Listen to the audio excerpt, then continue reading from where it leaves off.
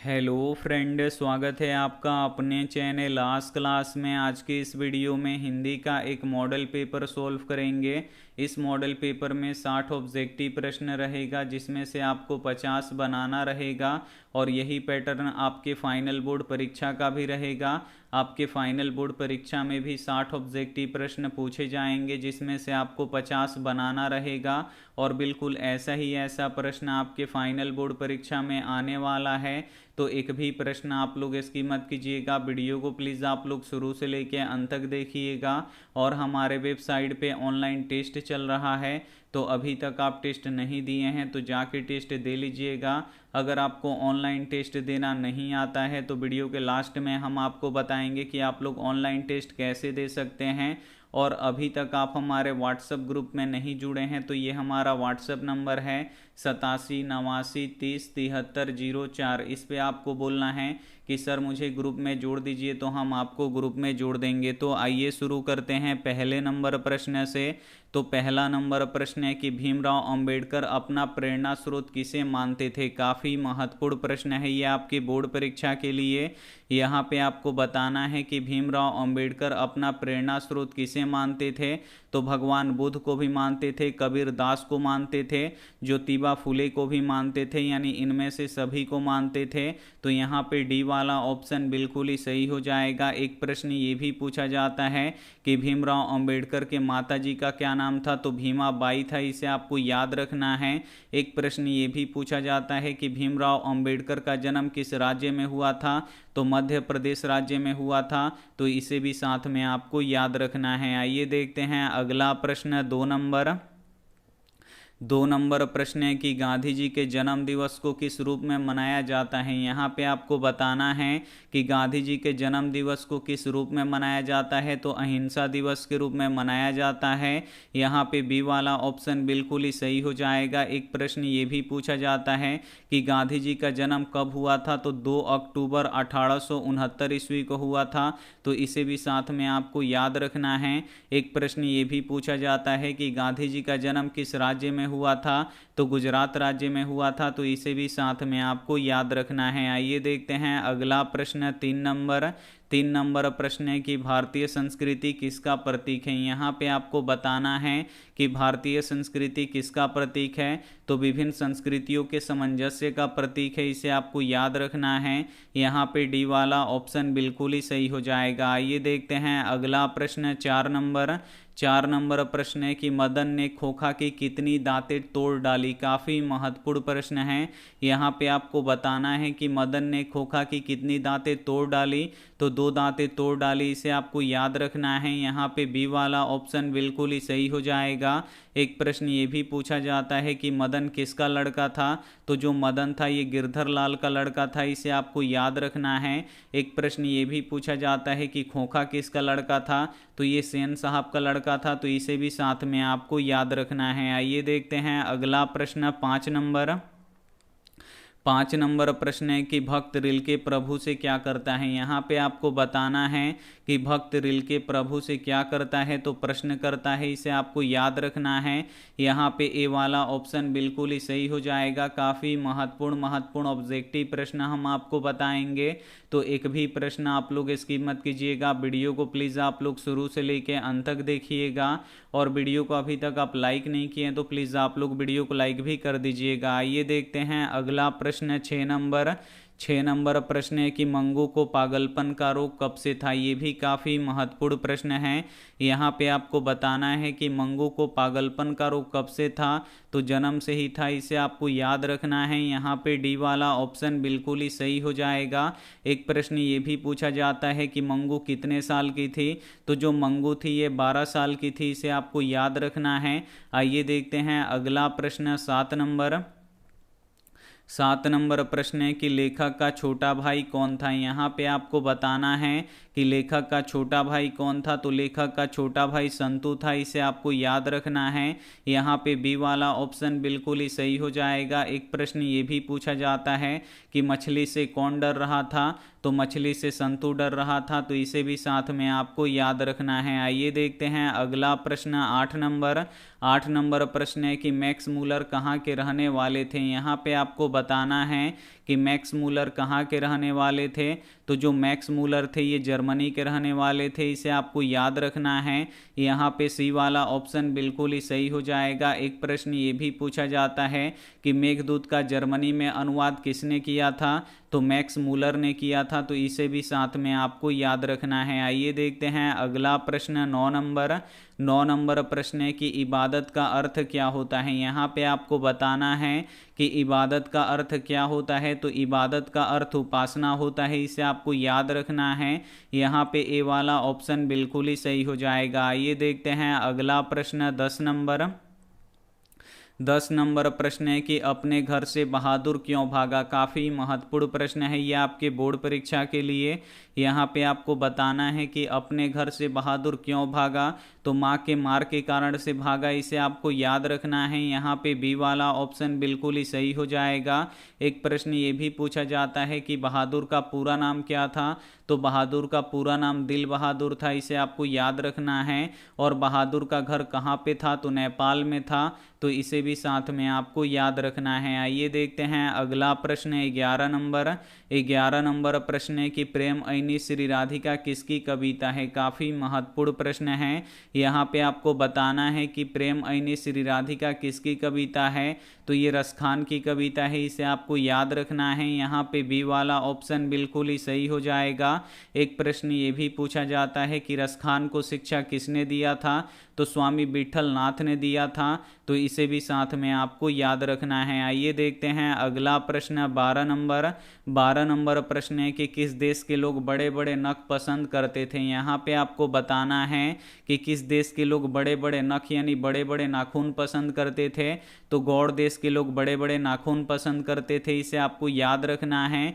यहाँ पे ए वाला ऑप्शन बिल्कुल ही सही हो जाएगा। एक प्रश्न ये भी पूछा जाता है कि नाखून किसका प्रतीक है, तो जो नाखून है ये पशुता का प्रतीक है, तो इसे भी साथ में आपको याद रखना है। आइए देखते हैं अगला प्रश्न 13 नंबर प्रश्न है कि हिरोशिमा कहाँ स्थित है। यहाँ पे आपको बताना है कि हिरोशिमा कहाँ स्थित है, तो जो हिरोशिमा है ये जापान में स्थित है, इसे आपको याद रखना है। यहाँ पे डी वाला ऑप्शन बिल्कुल ही सही हो जाएगा।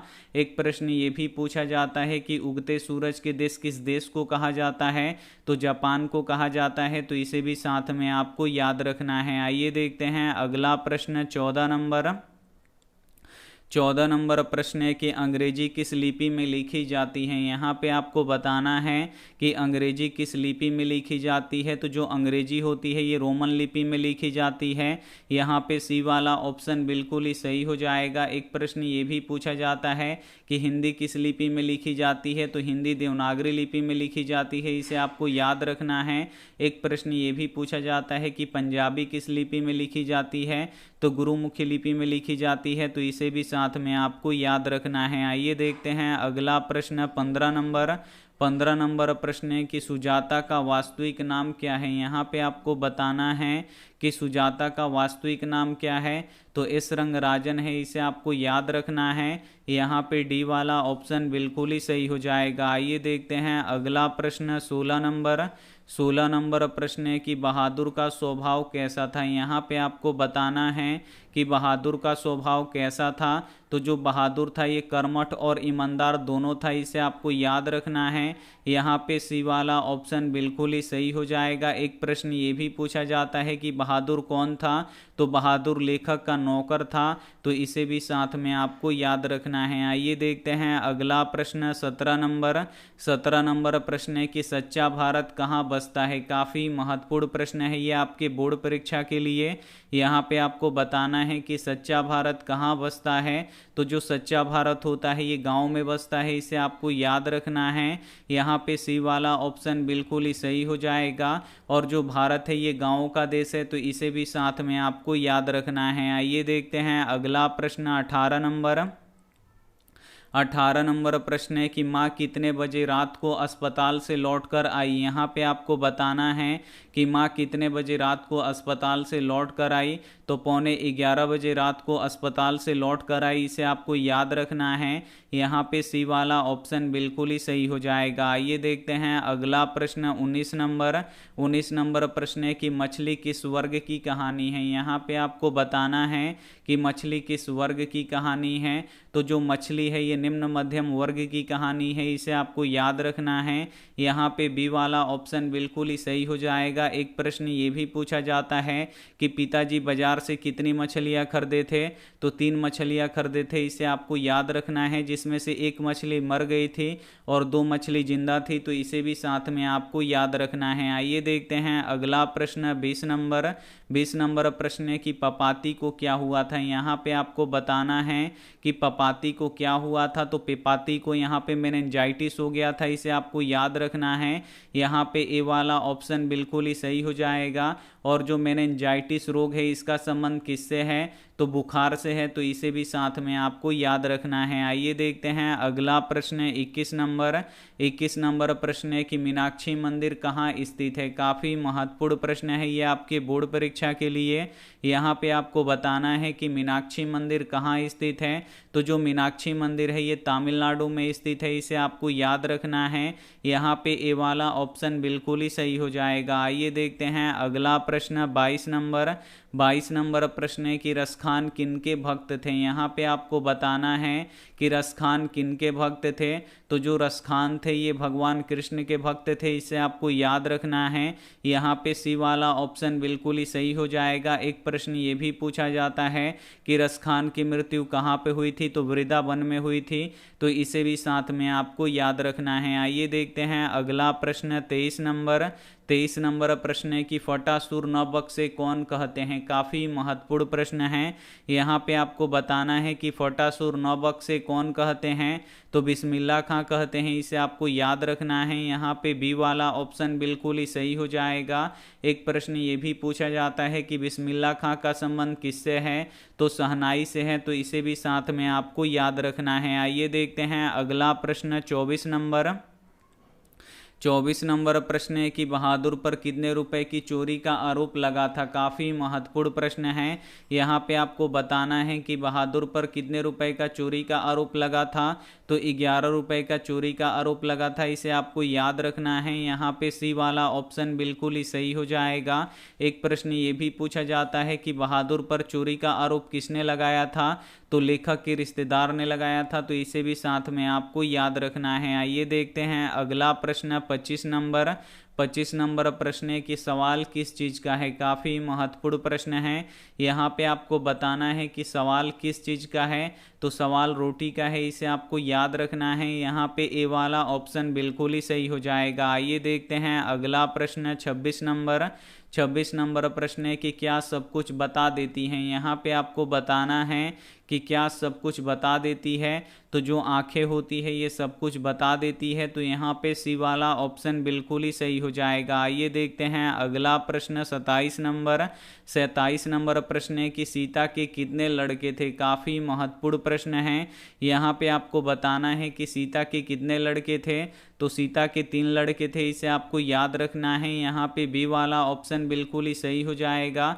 एक प्रश्न ये भी पूछा जाता है कि सीता के सबसे बड़े लड़के का नाम क्या था, तो कैलाश था, इसे आपको याद रखना है। एक प्रश्न ये भी पूछा जाता है कि सीता रुआसी क्यों हो गई थी, तो अपना काला ओढ़ना देखकर सीता रुआसी हो गई थी, तो इसे भी साथ में आपको याद रखना है। आइए देखते हैं अगला प्रश्न 28 नंबर प्रश्न है कि गांधी जी वकालत की पढ़ाई के लिए कहाँ गए। काफ़ी महत्वपूर्ण प्रश्न है। यहाँ पे आपको बताना है कि गांधी जी वकालत की पढ़ाई के लिए कहाँ गए, तो लंदन गए, इसे आपको याद रखना है। यहाँ पे बी वाला ऑप्शन बिल्कुल ही सही हो जाएगा।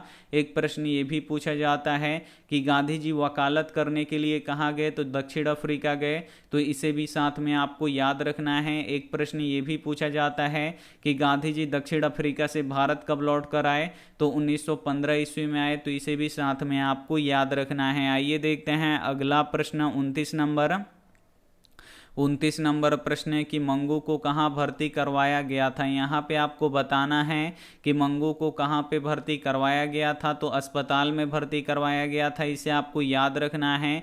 यहाँ पे ए वाला ऑप्शन बिल्कुल ही सही हो जाएगा। एक प्रश्न ये भी पूछा जाता है कि मंगू की माँ अस्पताल को क्या समझती है, तो कारागार समझती है, तो इसे भी साथ में आपको याद रखना है। आइए देखते हैं अगला प्रश्न 30 नंबर प्रश्न है कि मछली से कौन डर रहा था। यहाँ पे आपको बताना है कि मछली से कौन डर रहा था, तो जो मछली से कौन डर रहा था, तो मछली से संतू डर रहा था, इसे आपको याद रखना है। यहाँ पे ए वाला ऑप्शन बिल्कुल ही सही हो जाएगा। एक प्रश्न ये भी पूछा जाता है कि मछली को कुएं में डालने के लिए कौन लेकर भागा था, तो संतू लेकर भागा था, तो इसे भी साथ में आपको याद रखना है। आइए देखते हैं अगला प्रश्न 31 नंबर प्रश्न है कि the caste in India their mechanism के लेखक कौन है। काफ़ी महत्वपूर्ण प्रश्न है।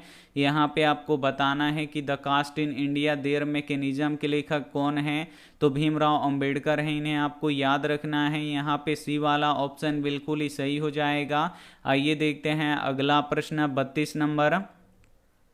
32 नंबर प्रश्न है कि सेन साहब की नई मोटर कार कितनी की थी। यहाँ पे आपको बताना है कि सेन साहब की नई मोटर कार कितनी की थी, तो 7,500 की थी, इसे आपको याद रखना है। यहाँ पे सी वाला ऑप्शन बिल्कुल ही सही हो जाएगा। एक प्रश्न ये भी पूछा जाता है कि सेन साहब की नई मोटर कार किस रंग की थी, तो काले रंग की थी, तो इसे भी साथ में आपको याद रखना है। आइए देखते हैं अगला प्रश्न 33 नंबर प्रश्न है कि किसे महसूस होने लगा कि आकाश अनंत है। काफ़ी महत्वपूर्ण प्रश्न है। यहाँ पे आपको बताना है कि किसे महसूस होने लगा कि आकाश अनंत है, तो सीता को महसूस होने लगा कि आकाश अनंत है, इसे आपको याद रखना है। यहाँ पे ए वाला ऑप्शन बिल्कुल ही सही हो जाएगा। आइए देखते हैं अगला प्रश्न 34 नंबर प्रश्न है कि मैक्स मूलर के अनुसार सर्वाधिक संपदा और प्राकृतिक सौंदर्य से परिपूर्ण कौन सा देश है, तो अपना देश भारत है, इसे आपको याद रखना है। यहाँ पे ए वाला ऑप्शन बिल्कुल ही सही हो जाएगा। और मैक्स मूलर कहाँ के रहने वाले थे, तो जर्मनी के रहने वाले थे, तो इसे भी साथ में आपको याद रखना है। आइए देखते हैं अगला प्रश्न 35 नंबर प्रश्न है कि सुशीरवादों में शाह की उपाधि किसे प्राप्त है। यहाँ पे आपको बताना है कि सुशीरवादों में शाह की उपाधि किसे प्राप्त है, तो शहनाई को प्राप्त है, इसे आपको याद रखना है। यहाँ पे डी वाला ऑप्शन बिल्कुल ही सही हो जाएगा।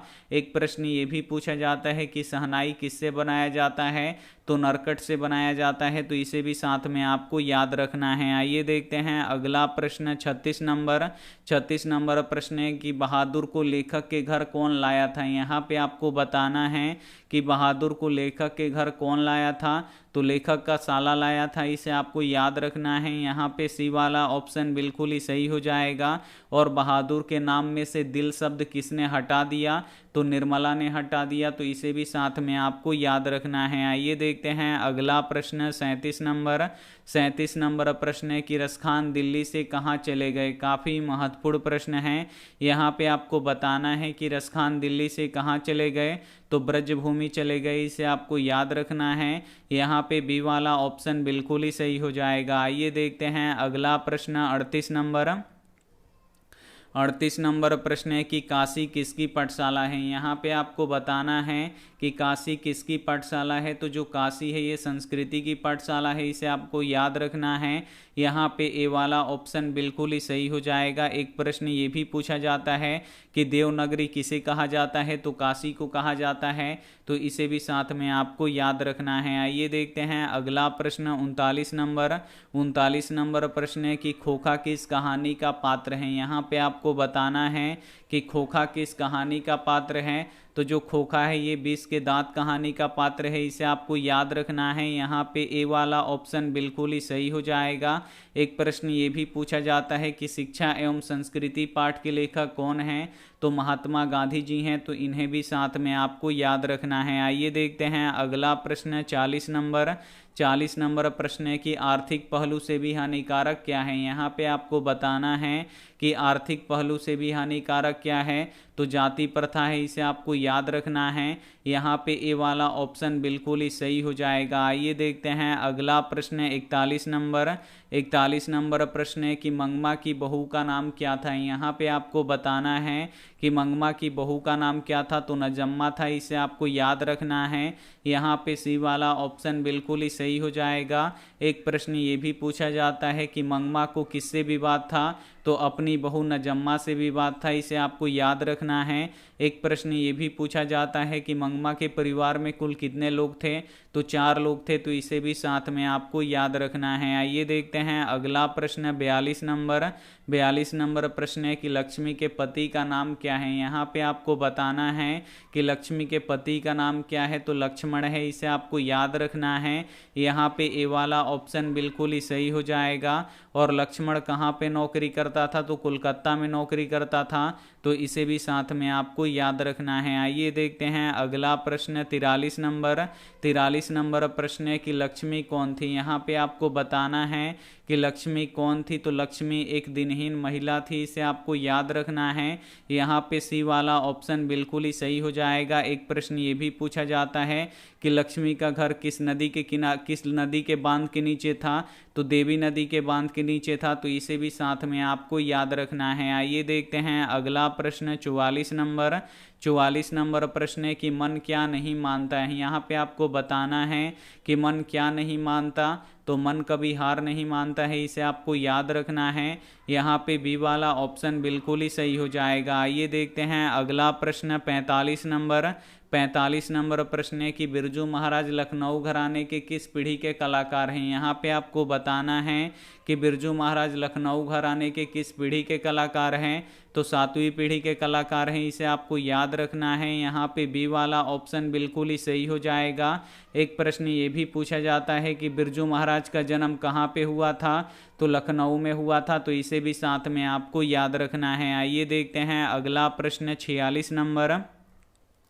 46 नंबर प्रश्न है कि कुमार गंधर्व क्या है। यहाँ पे आपको बताना है कि कुमार गंधर्व क्या है, तो ये शास्त्रीय गायन है, इसे आपको याद रखना है। यहाँ पे बी वाला ऑप्शन बिल्कुल ही सही हो जाएगा। आइए देखते हैं अगला प्रश्न 47 नंबर। 47 नंबर प्रश्न है कि अभिनव कहाँ स्थित है। यहाँ पे आपको बताना है कि अभिनव कहाँ पे स्थित है, तो जो अभिनव है ये फ्रांस में स्थित है, इसे आपको याद रखना है। यहाँ पे सी वाला ऑप्शन बिल्कुल ही सही हो जाएगा। एक प्रश्न ये भी पूछा जाता है कि अभिनव किस नदी के किनारे स्थित है, तो रोन नदी के किनारे स्थित है, तो इसे भी साथ में आपको याद रखना है। आइए देखते हैं अगला प्रश्न 48 नंबर। 48 नंबर प्रश्न है कि अभिनव क्या है। यहाँ पे आपको बताना है कि अभिनव क्या है, तो अभिनव एक शहर है, इसे आपको याद रखना है, जो दक्षिण फ्रांस में स्थित है, तो यहाँ पे बी वाला ऑप्शन बिल्कुल ही सही हो जाएगा। आइए देखते हैं अगला प्रश्न 49 नंबर। 49 नंबर प्रश्न है कि बिरजू महाराज के पिता की मृत्यु किससे हुई। काफ़ी महत्वपूर्ण प्रश्न है। यहाँ पे आपको बताना है कि बिरजू महाराज के पिता की मृत्यु किससे हुई, तो लूह लगने के कारण से हुई, इसे आपको याद रखना है। यहाँ पे ए वाला ऑप्शन बिल्कुल ही सही हो जाएगा। एक प्रश्न ये भी पूछा जाता है कि बिरजू महाराज कितने साल के थे, तो उनके पिता की मृत्यु हो गई, तो 9.5 साल के थे, तो उनके पिताजी की मृत्यु हो गई, तो इसे भी साथ में आपको याद रखना है। आइए देखते हैं अंतिम प्रश्न 50 नंबर। 50 नंबर प्रश्न है कि मंगमा को किससे विवाद था। यहाँ पे आपको बताना है कि मंगमा को किससे विवाद था, तो अपनी बहू से विवाद था, इसे आपको याद रखना है। यहाँ पे सी वाला ऑप्शन बिल्कुल ही सही हो जाएगा। एक प्रश्न ये भी पूछा जाता है कि मंगमा कैसी थी, तो जो मंगमा थी ये अंधविश्वासी थी, इसे आपको याद रखना है। और मंगमा कौन सा काम करती थी, तो दही बेचती थी, तो इसे भी साथ में आपको याद रखना है। इस मॉडल पेपर के सभी महत्वपूर्ण ऑब्जेक्टिव प्रश्न हम आपको बता चुके हैं, तो इसमें से जो भी प्रश्न आपको याद ना हो तो प्लीज़ आप लोग उसे नोटबुक पे लिख के जरूर याद कर लीजिएगा। और वीडियो को अभी तक आप लाइक नहीं किए तो प्लीज़ आप लोग वीडियो को लाइक कीजिए, अपने दोस्तों के पास इस वीडियो को जरूर शेयर कीजिए। और चैनल को अभी तक आप सब्सक्राइब नहीं किए हैं तो चैनल को सब्सक्राइब करके साथ में बेल आइकन को ऑल पे दबा लीजिए, ताकि जब भी लाइव क्लास हो तो आपके पास नोटिफिकेशन पहुंचता रहे।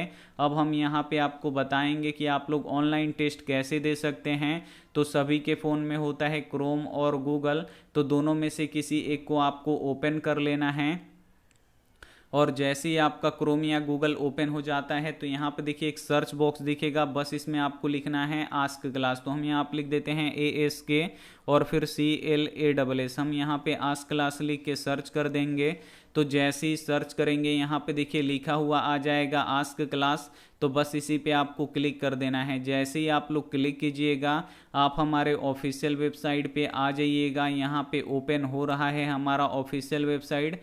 यहाँ पे देखिए आज क्लास का ऑफिशियल वेबसाइट आ गया। यहाँ से आप लोग टेस्ट दे सकते हैं, यहाँ से पीडीएफ डाउनलोड कर सकते हैं। तो अगर आपको टेस्ट देना है तो इस टेस्ट पे आपको क्लिक करना है और इसमें से कौन सा टेस्ट देना है, तो सबसे ऊपर वाला टेस्ट देना है। तो सबसे ऊपर वाले टेस्ट पे हम क्लिक कर देंगे तो हमारा टेस्ट यहाँ पे ओपन हो जाएगा। अब यहाँ पे आपको थोड़ा सा नीचे आना है तो यहाँ पे देखिए 4 से 51 बच्चों ने टेस्ट दे दिए हैं।